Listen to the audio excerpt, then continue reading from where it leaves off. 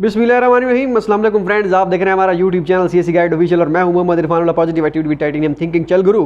आज हम जिस टॉपिक की बात करेंगे वो काफ़ी सारे स्टूडेंट पूछ रहे होते हैं कि इस टॉपिक के बारे में हमें बताया जाए कि अगर हो जाए तो फिर ऐसा तो नहीं होगा।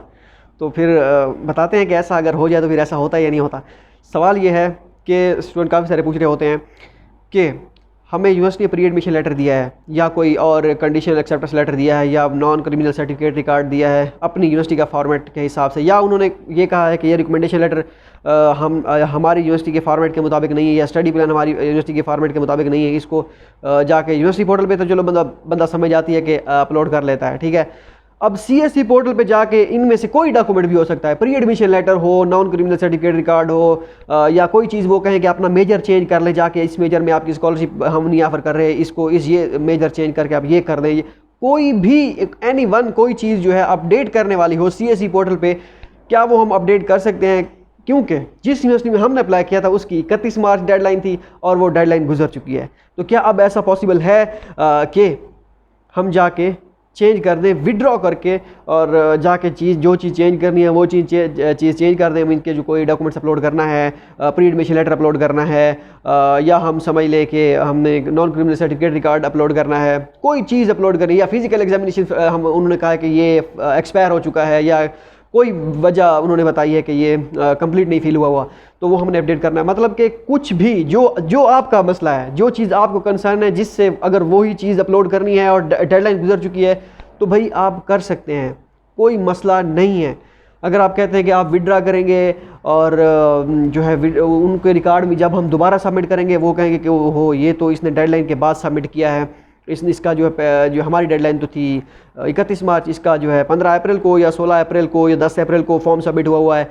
तो इस तरह कोई सीन, भाई ऐसा कोई सीन नहीं है। अगर यूनिवर्सिटी आपको खुद कह देती है कि जाके ये चीज़ अपडेट कर दें, ये आपका मसला है, तो फिर कोई मसला भी नहीं है। ये आपको मैं कह रहा हूँ क्योंकि मेरे साथ ऐसा हो चुका है।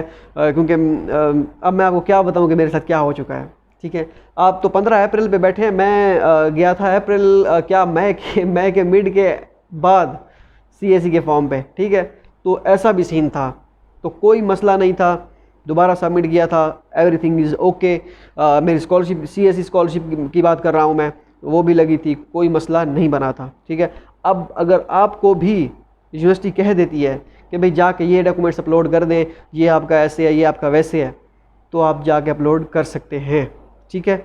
चाहे उसका जस्ट सीएससी पोर्टल है, चाहे यूनिवर्सिटी पोर्टल है। हाँ, एक और चीज़ मैं आपको बताता चलूँ, अगर आप चेंज कर देते हैं तो जिस ईमेल से ईमेल आई थी आप उनको कह दें कि भाई मैंने अपलोड कर दिया है और जो है अब मेरा ये वाला सीरियल नंबर है और पासपोर्ट नंबर है। अगर आप करना चाहें, मैं आपको वैसे बता रहा हूँ एज ए जो भी समझ लें, ठीक है। आप उनको कह दें कि भाई मैंने सबमिट कर दिया है, उसी मेल में रिप्लाई करना है जहाँ से आई थी। अगर तो वो ऑटो नहीं है तो फिर आप उसी में कर दें कि भाई मैंने अपलोड कर दिया और ये मेरा सीरियल नंबर है सीएससी का, अब चेक करें मेरे डॉक्यूमेंट्स ओके हैं या नहीं है। तो वो आपको बताएंगे। अगर आप उनका वाकई हुआ तो उनकी मैनेजमेंट अच्छी हुई तो वो आपको बता देंगे हाँ ठीक है आपका अब अपलोड हो गया, अब ठीक है, ठीक है। तो ऐसा भी हो सकता है। आप अगर सीएससी फॉर्म अटैच करना चाहें तो सीएससी फॉर्म अटैच भी कर दें ताकि उनको पता चले कि ये सीरियल नंबर है इसका, ये पासपोर्ट नंबर है, जो चीज़ उन्होंने पिक करनी हुई जो है इन्फॉर्मेटिव उनको जो लगेगी तो वो आपको बता देंगे, ठीक है। तो ये थी वीडियो। अगर आपको पसंद आई या आपका अभी भी कोई क्वेश्चन है तो आप पूछ सकते हैं, ठीक है, कोई मसला नहीं है इंशाल्लाह। जो भी वैसे भी 3-4 दिनों के बाद आई थिंक वीडियो आई है।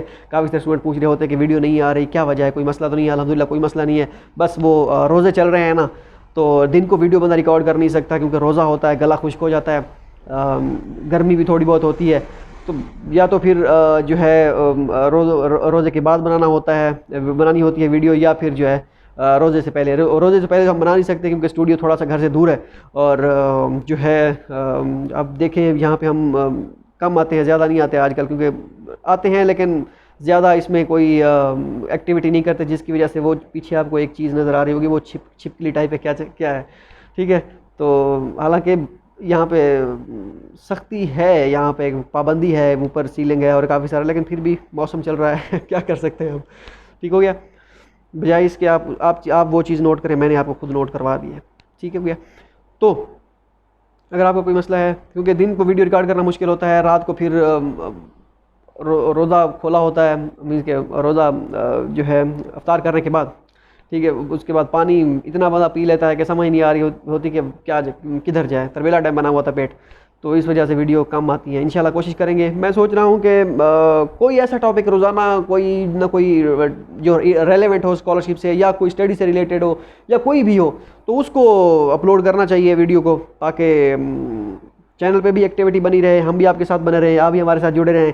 और अगर आपको माइंड ना आप करें तो आप कमेंट कर दीजिएगा जी, बिल्कुल आप बना दिया करें वीडियो 4-5 मिनट की, जितने मिनट की भी हो, ठीक है, वो हम बना देंगे। वैसे भी इंशाल्लाह टाइम आपको देख सकते हैं, दाढ़ी भी जो है थोड़ी सी बड़ी हुई है। सोच रहा हूँ कि या तो ईद से पहले एक दिन या फिर पूरा रमज़ान ऐसे ही गुजारते हैं, लेकिन देखते हैं क्या होता है, क्या सीन चलता है। ठीक हो गया।